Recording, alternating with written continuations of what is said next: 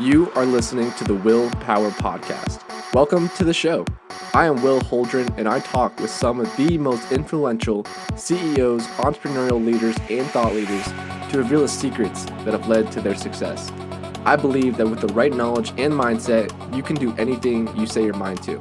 So if you want to learn how to change your life for the better, if you want to learn how millionaires actually became wealthy, or if you want to develop and start your own business from the ground up with the right knowledge to help you, then you are in the right place because this is the Willpower Podcast.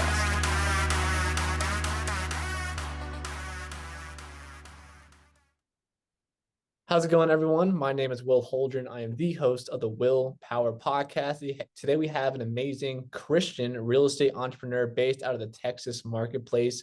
And like I mentioned, he's a real estate professional. He's an agent and also a real estate investor doing a lot of great things out in the Texas marketplace. So first and foremost, Pedro Meneses, thank you so much for being here. And thank you for joining me.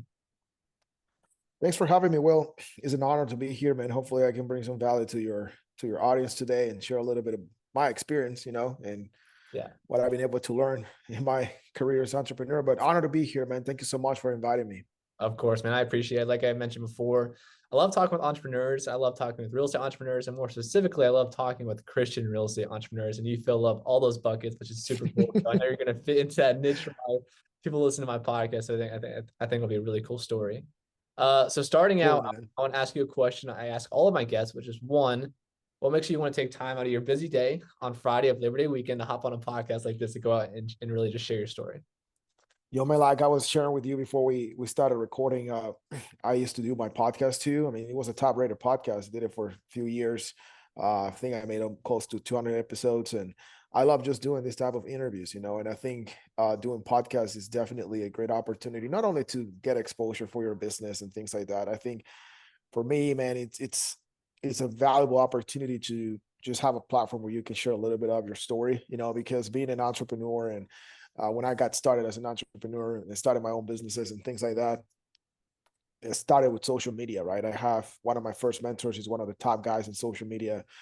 And that's what I started, so I understood the value of just putting your message out there and really just sharing your story and just being transparent, being real out there on social media, especially nowadays, where I don't know if you have noticed, but there's so many big names out there right now that they're showing their true colors, and there's a lot of people that listen to these people. There's a lot of people that follow the wrong advice, and especially us as Christians, like we all have fall victims of this as well, including myself. So I think it's encouraging when you have the opportunity to kind of like give a different perspective, especially being Christian, especially when you come from a background where, I mean, you thought that no matter what you did, you're going to hell, right? Because that's the kind of Christianity you grew up with, but then understanding that that's not how things are, but we're humans, we all make mistakes, we're in a process, right? We have different journeys and we're not perfect, right? The only one that is perfect, the one is the one who saved us, right? Who died for us. But other than that, we're gonna mess up. And you probably saw my page. I still cuss here and there. I mean, I'm not perfect, but I'm just being real in who I am, you know what I mean? Yeah, you gotta be authentic. And to your point, I think we're in a really unique position right now as social media. Like I said, there's a lot of people that follow a lot of people, and a lot of their advice just really is not sound. And none of these guys have really built their own business. A lot of fake stuff going on out there, so it gets dangerous if you follow the wrong advice. So. But man, I feel like I don't know about you, but in my experience, the circles that I've been in, the people that I've been surrounded with, or the people that I got to know before, I feel that there's some changes happening, like I'm not trying to get into politics, but I think there's so much stuff going into politics. There's I think a lot of people are starting to change their views, in terms of like going back more towards focusing on their families and the things that really matter, and I think the same thing is happening in the entrepreneurship world. A lot of people, I have a lot of friends that they have done the same, kind of like went off of social media for a bit. They've been very quiet. They're just being focusing on growing their business and being operators, because at the end of the day, as an entrepreneur, the social media, the following, all the flashy stuff is cool, but none of that matters if you not learn how to be an operator first, and not operate your business. And there's a lot of people out there, man, that are making way more than all these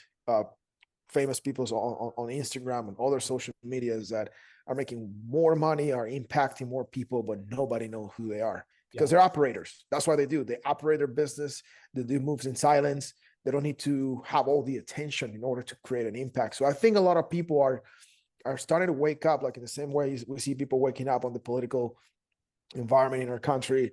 I feel like in the entrepreneurship world, people are waking up and seeing more people too switching from hustle, grind to like, man, you have to spend time with your family. Like I don't work. Yeah. You know how like working more doesn't mean you're gonna be able to make more money. You know what I mean? So Yeah. I think that's something that I'm seeing a lot.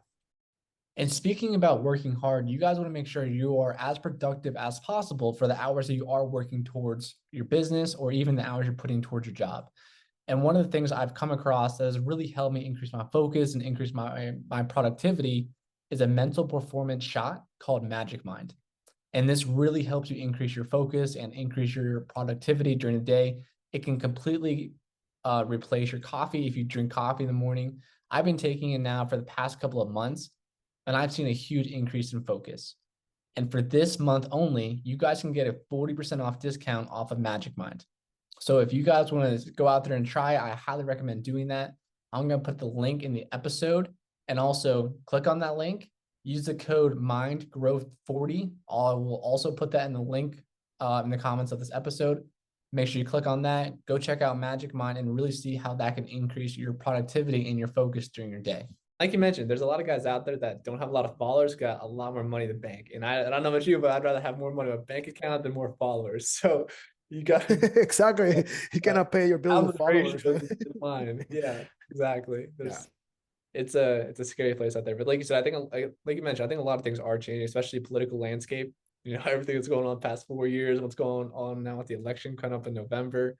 I think people are like you mentioned, going back to those family values and really trying to, get themselves rooted in what got us here. So yeah, and man, I think since it sounds like you're a lot of your audience is Christian, right? Like I'm blessed to be part of the church that I'm part of, man. It's like our pastor liked to call it, this is not your mama's church, right? Just because we talk about things that people don't want to talk about, And as a matter of fact, this coming Sunday, he's starting a series called God Ethics, which is pretty much all about how Christians and God is involved in politics, And I'm a huge believer we should be involved in all of it, because it's like somebody told me like, oh, I don't get involved in politics because it's just too much drama. Yeah, but that's determined of your future too. That's affects impacts your ability to make money, to grow your business, to provide for your family. Like we have to get involved, But again, I'm not trying to talk about that on this podcast, but I think it's just important to remind. It's important to know.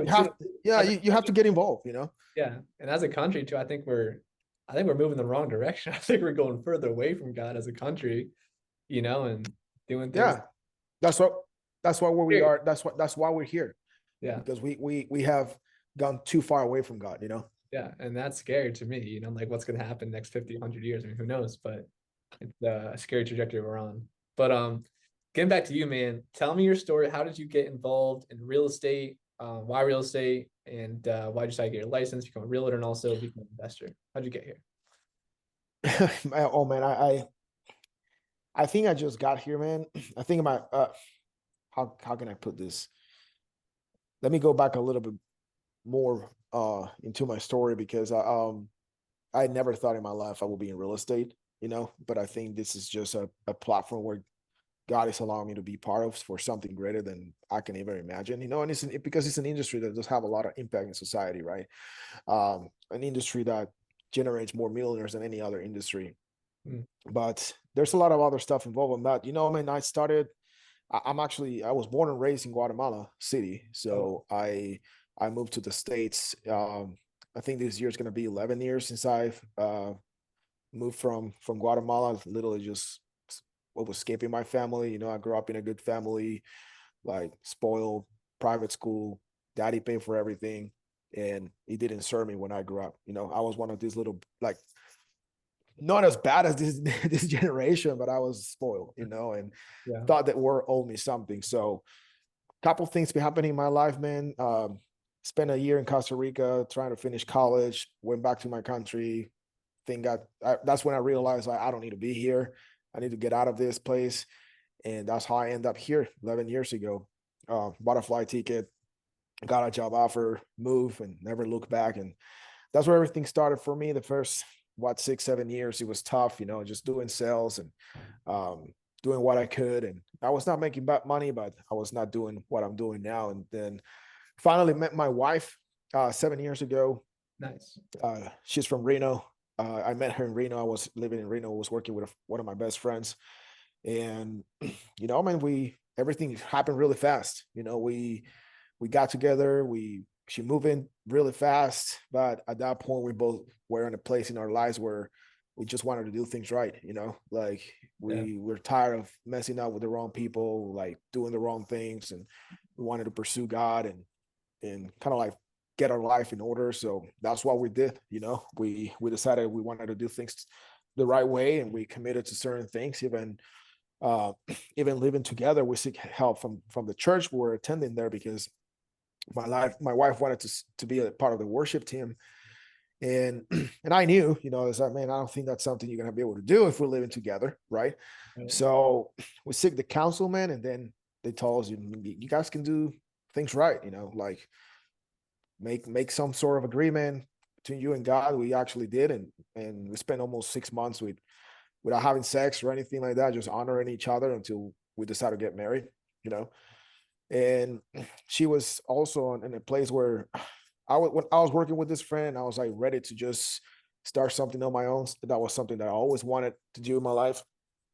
She also was inspired to do something on her own, but the family mentality, the limitation some of her family members put on her was limiting her to do stuff. But I think once we found each other, we kind of like started encouraging each other to do our own thing. And she got her license first in Reno. Then that was around 2018. 2019, I got a job offer with one of my mentors here in Dallas, and I was like, we need to get the hell out of here. Like, I don't want to be in Reno.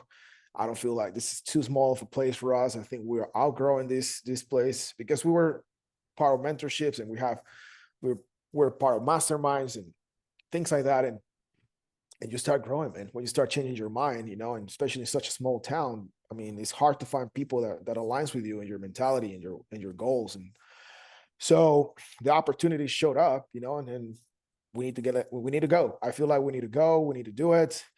And we pack all our stuff. And like 20 days before we move here, they call me and say, man, this is not going to work. So thank you. But like, so you're not part of the team anymore. So I was like, okay, well, thank you. I was not making much money, and we didn't barely have money. But we moved, like we came here with nothing. And absolutely, literally, like we landed the day before Thanksgiving in 2019. And when we got here to Dallas, I was like, well, we need to figure out what we're going to make money, because we have money maybe for 1 month, So that's where the hustle started, man. She had to go over again her licensing, because the state of Texas doesn't have reciprocity with other states. So you have to go through the process again. And here in Texas, the process is very long. It's 180 hours. Other states is like 80 hours or something like that. So we had to figure out things out, man. And then I end up, she got her license finally.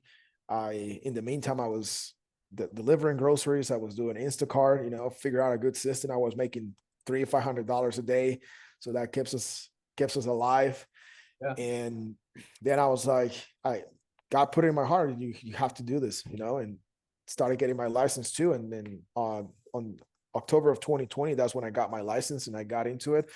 But I was already doing all the marketing for her. So I was familiar with the industry. Right. Because I did marketing before that, lead generation. That's some of the first few things I learned being an entrepreneur. So I was doing that for her. And I'm like, I feel like I need to do this with you, like start our own family business, because I'm a huge believer of that. A lot of people out there is like, no, you don't mix business with family. It's like, for me, it's like, I want my family involved in everything. I want to do business with my wife. I want to do business with people that I love, So that's how we got started, man, and since then we've been every single month, every single year, our business has been growing.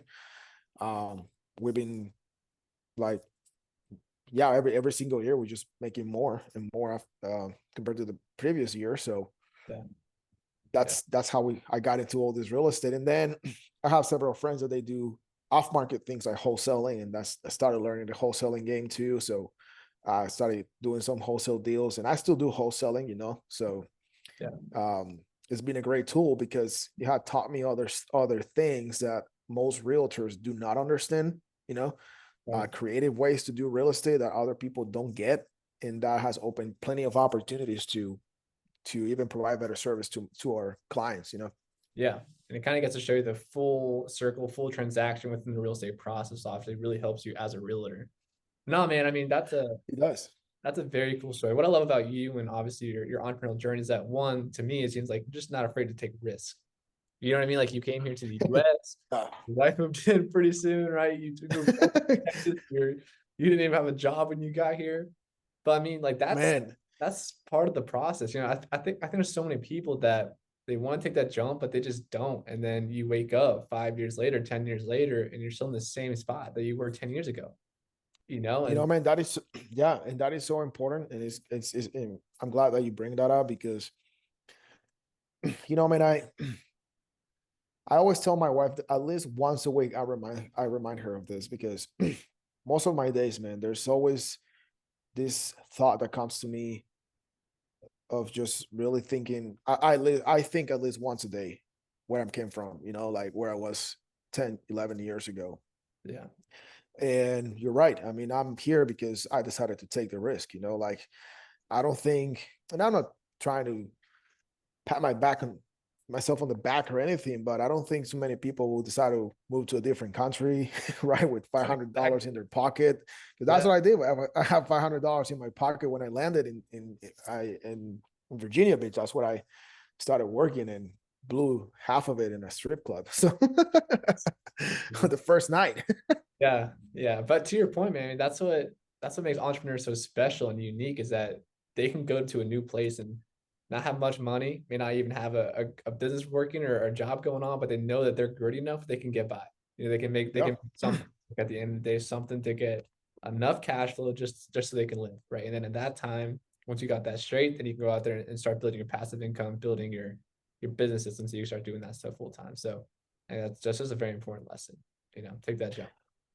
Yeah, man, you have to, it's that's why not there's not many entrepreneurs in this world, right? And not many of those are extremely successful, right? I'm still far away from where I want to be, but it's all about taking the risk. It's like it's a lot of people are afraid of doing it because they're afraid of losing money, they're afraid of uh failing, and there's so many fears, right? That like a lot of people talked about, or they don't want to lose that comfort job or that secure income and things like that, but at the same time they're miserable.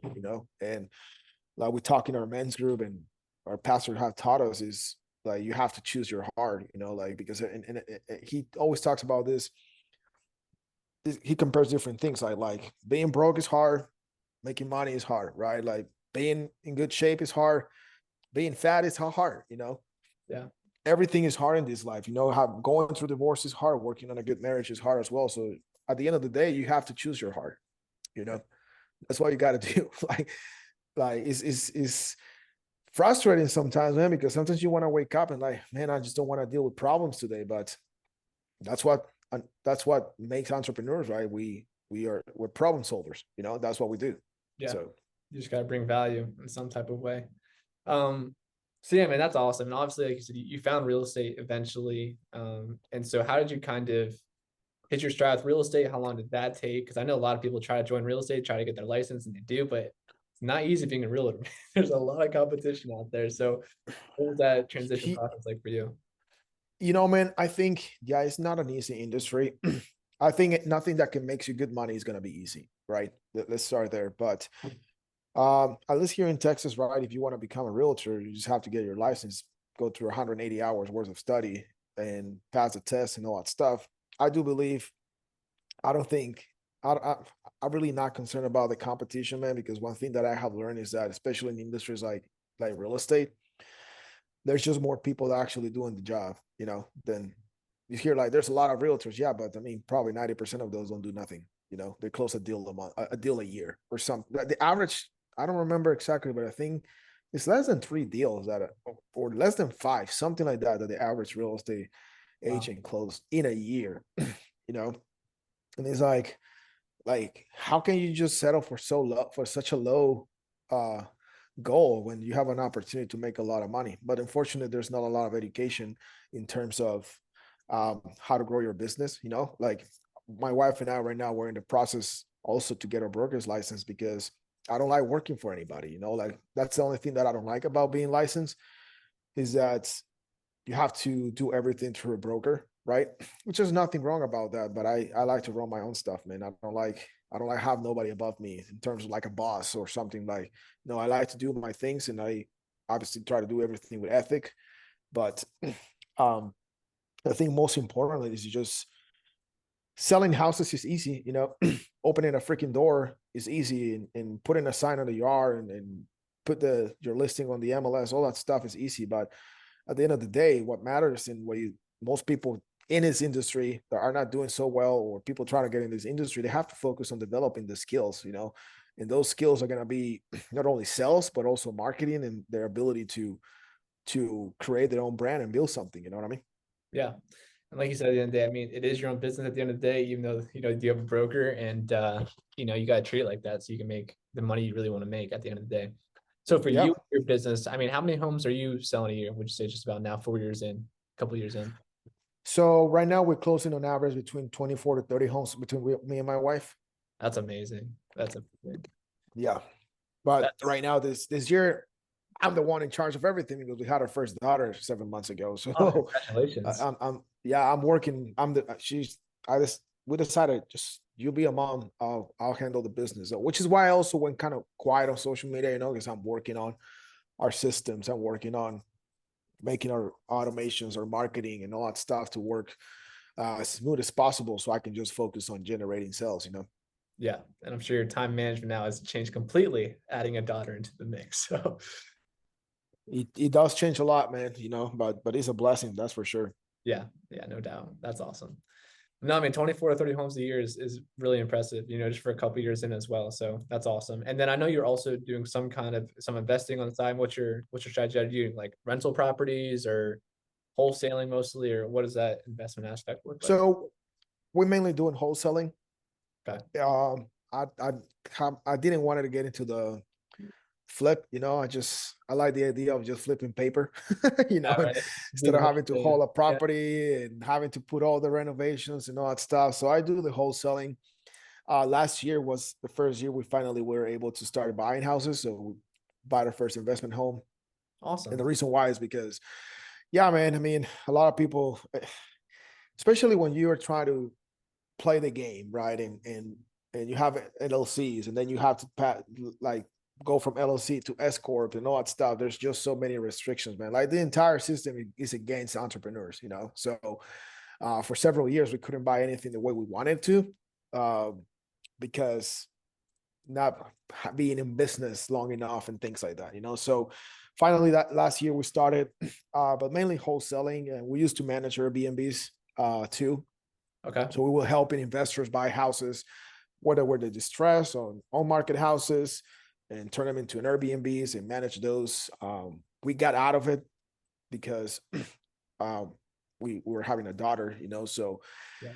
it was too much. I was like, I don't think I told my wife, I told my wife, I don't think you're gonna be able to manage this, even though we have a team or anything. I don't want to get involved at that level, because I was doing all the sales, right? I will find the investors, find the houses, close them, and then it will pass them to her, and she will take care of all the setting up the properties for Airbnbs and manage those and things like that. So, but it was just too much, So we decided to, what, we out of this. Yeah. Sometimes less is more. Like that's one of the important things of being an entrepreneur. You got to learn to say no sometimes, and really have an idea That's where you're trying to go, what you want to do, so you don't get involved in a million things at once. man, not every opportunity is a good opportunity, and that's very important to understand. Yeah. Yeah.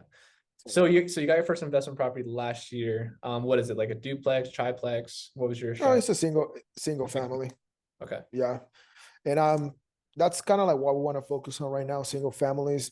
But we're trying to go after this year. We want to buy another one, but we're trying to go after new construction homes. You know, Okay, interesting. because yeah, it's left as of a pain. You don't have to fix it, you don't have to remodel it, and especially around this time. And I mean, I like working August, September, October with investors because it is the time that a lot of builders start offloading their inventory.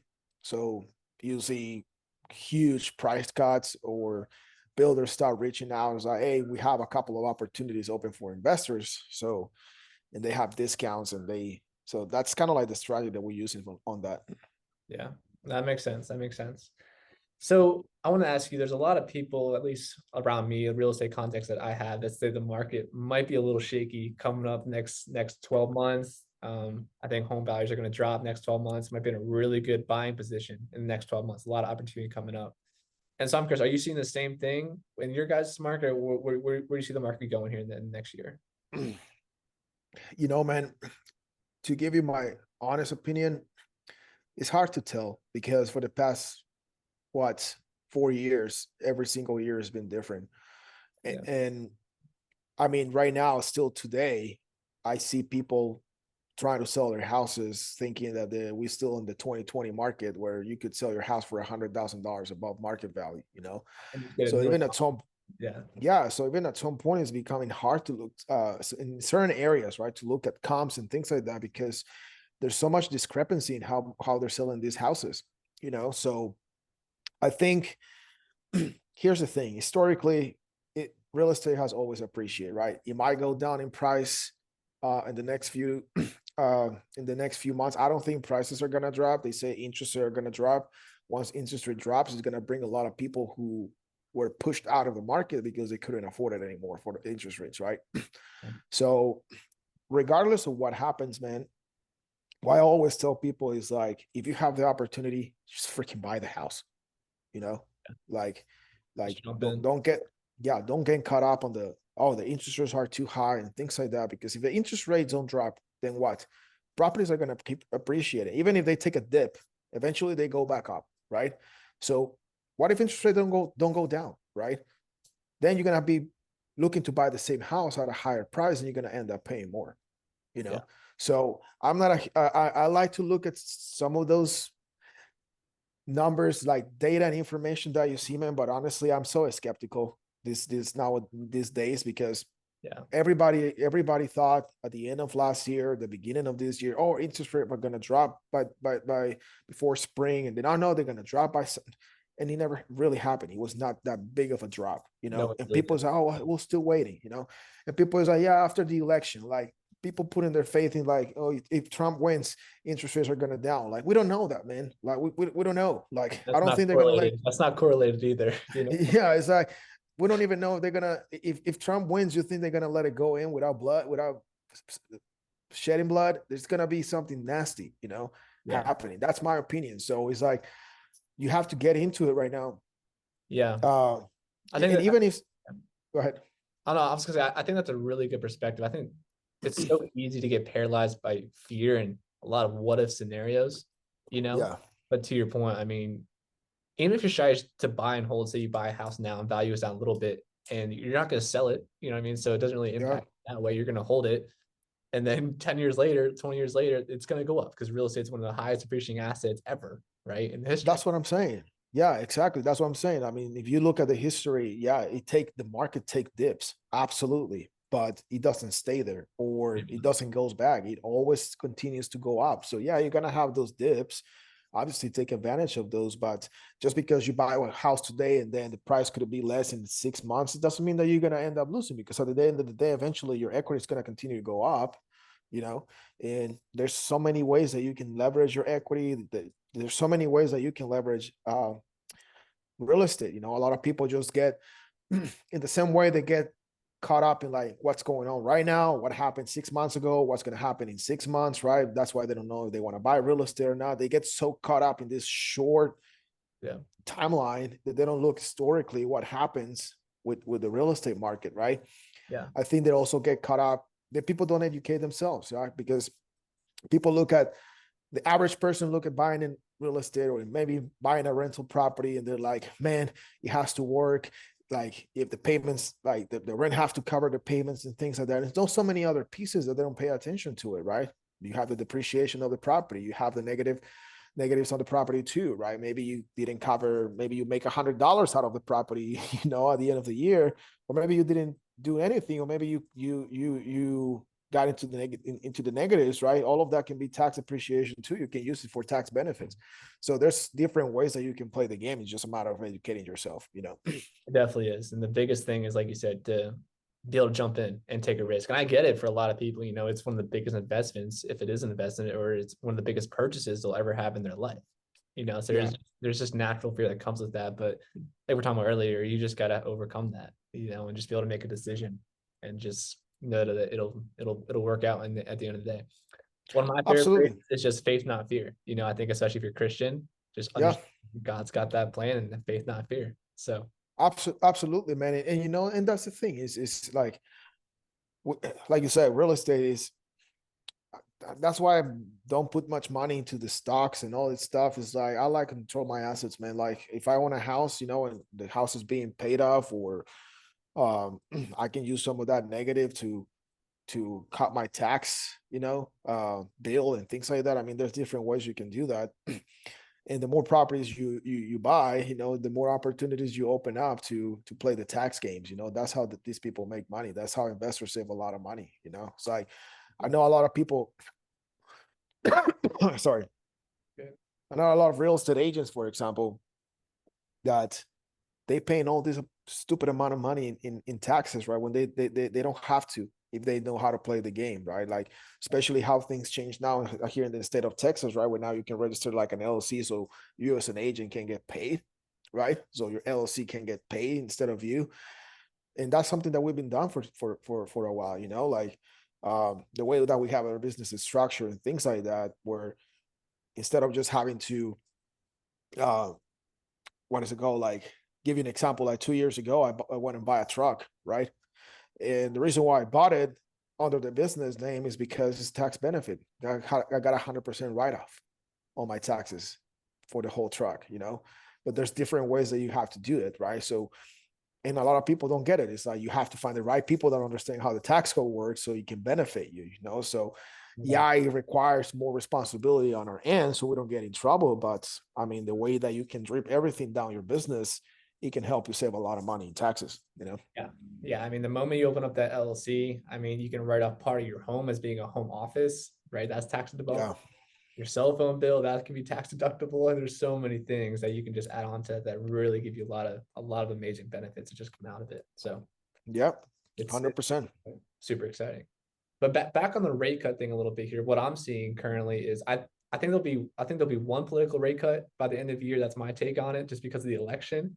But also, I think the Fed, one of the things that they mainly look at is unemployment, right? And they're not going to come out, Jerome Powell's not going to come out and say, we're waiting for unemployment to go up for us to cut rates, because that would obviously look terrible on them. But unemployment's starting to trickle up. So I think, that'll be a key indicator here that they're going to have 1 or 2 rate cuts, because that's a sign that the economy is starting to slow down, unemployment's going up. So it'll be not that. Oh, yeah, absolutely. But I mean, I think I always tell people, like, don't I always tell people, I use that quote that says, like, the best time to plant a tree was 20 years ago, and the best next time is now. I use that for real. It's like, the best time to buy a house was 20 years ago, man. The next best time is right now. Just go buy it. If you have the means, of course, right? You need to be smart. How do you do things? But at the end of the day, man, I think regardless of what happens to the economy, in the politics of our country, whatever, I mean, you just have to. I mean, I don't see nothing has slowed down for us this year, and especially on the investment side, I see a lot of people making way too much money right now, because there's people struggling. There's people that they cannot keep up with their payments, and they have to sell it for what they can. Not trying to take advantage of it, which is, I think, why wholesaling has a bad reputation, because unfortunately there's a lot of people that get into wholesaling thinking that it is an easy way and fast way to make money, right? And they end up making unethical things and screwing people off. But the reality is that if you know how to do this, and you go into wholesaling with the right mindset, you actually helping someone, you know, like, yeah, you buying a house is a huge discount, but you're saving them from having a pre-foreclosure or something of that nature on the record for the next 7 years where they're not going to be able to even buy a car, you know? Right. So, Right. It's finding that unique person that really needs to get out of a situation. Because like you said, I think one of the big concerns nowadays is a lot of people that got mortgages, 6, 7 years ago, these lower rates that were adjustable rate mortgages. And obviously now the rates are up. When that mortgage comes back around, the rate's going to jump up to 7%, whatever it is. And people are yeah, not able to afford that new loan payment every single month. So I think that's where the opportunity is going to come in for a lot of new investors that want to jump into the market. People are going to have to sell their house, right? And so that means yeah, there's that are out there, which is definitely good for buyers because they want to cash ASAP. yeah, So yeah, that'd be cool. 100%. Yeah. Yeah. Well, cool, man. I don't want to take up too much of your time. I know we originally scheduled for 30 minutes, but I got a couple more questions for you before we hop off here. One, looking ahead for you, I mean, you've done so much already with real estate, just your career from being over here in the US, but looking forward for you, what are some of your main goals you hope you get accomplished in the next couple of years? Well, like I mentioned, with my wife, we're trying to get a broker's license so we can go completely independent. My main goal with that is not build a national broker unless that's where God wants me to go, you know. But my main goal is just to do things differently, you know, because again, and I had to deal with this today and for the past couple of days with some clients and some people. There's so many people involved in that transaction, right? And one of the things that drives me crazy is just seeing how incompetent people are sometimes, you know, and how a lot of people, especially people who are looking to buy or sell their houses, miss on great opportunities just because they don't have the right people uh, working for them, or they've been misinformed, you know. And obviously, I think you have noticed that customer service in our country is like the worst in the world, right? So I see it as an opportunity, you know. I providing a different type of service at a different level.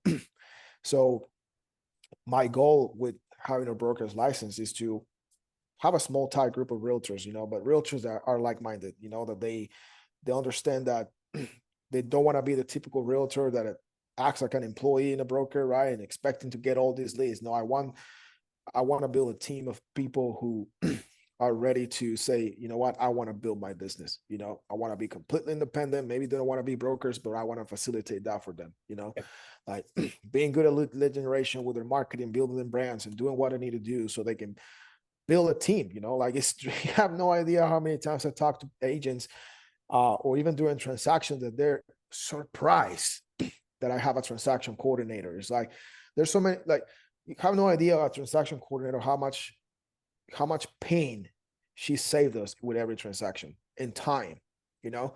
But people is like, yeah, well, they charge too much. Are you telling me that it is too much money to pay someone between $350 to $500 per transaction to help you with all the paperwork and help you with all the tedious thing throughout transaction, make sure that everybody's communicating, that everybody's meeting the deadlines and all that stuff? Are you telling me that that's a lot of money for you? Then you're in the wrong business. You know, a Yeah. lot of, for real, a lot of people don't do it. You know, a lot of people in real estate are scared to get an assistant, to get a transaction coordinator, to pay for ads, to offer paid ads to their listing clients and things like that. Man, we put a lot of money. Like I pay, I pay, I found this new company that provides like different packages for, it's like gifts, you know, it's called, I don't remember the name of the company, but I pay them 99 a year for all of my clients, you know, and they get a gift every quarter just to stay on top of mine. And they have different packages, like cost a couple $1,000. Some of these packages, like for example, if you have a buyer, right, and you go and you put them in the system, you buy the package, and they have like new client welcome gift basket, right, with like a tape measure and a notebook and some other stuff when they so kind of like get them excited to start house hunting, right? And Right. then once you get it under contract, it gives them another packages with like boxes, moving boxes, and some other stuff. It's just providing that experience, you know. So those are the things that I'm. Huh? I say it goes a long way doing stuff like that. Yeah, and it involves a lot of money, you know. Like I sign up. I literally signed up recently to that, and the requirement was for me to sign up 15 Oh, wow. I had to pay up front for 15 clients to get them gigs. But a lot of people are not willing to put that money in. So if that's too much money when you're making, I mean, on average, I guess on average, I would say maybe $8,000-9,000 commission checks, then you're in the wrong industry. You don't belong here. you have to put the money, you have to invest in order to make more money. You know what I mean? So Yeah. No, that's very true. And you got to have that growth mindset, which that, all entrepreneurs need to have. Well, cool, man. yeah. Before we hop off, is there anything else that you would like to say? And if people want to reach out to you, how can they go about in finding you? Very easy, man. They can just go to social media, or they can just go to Pedro Meneses online. That's a page for my real estate business. But if not, every social media thing, it's Pedro J Meneses _ in Facebook or Instagram, and that's usually where people reach out to me. So easiest way to find me. Awesome. Sounds good. Well, there you have it, guys. Pedro Meneses, thank you so much for joining me today. Thanks for having me, man.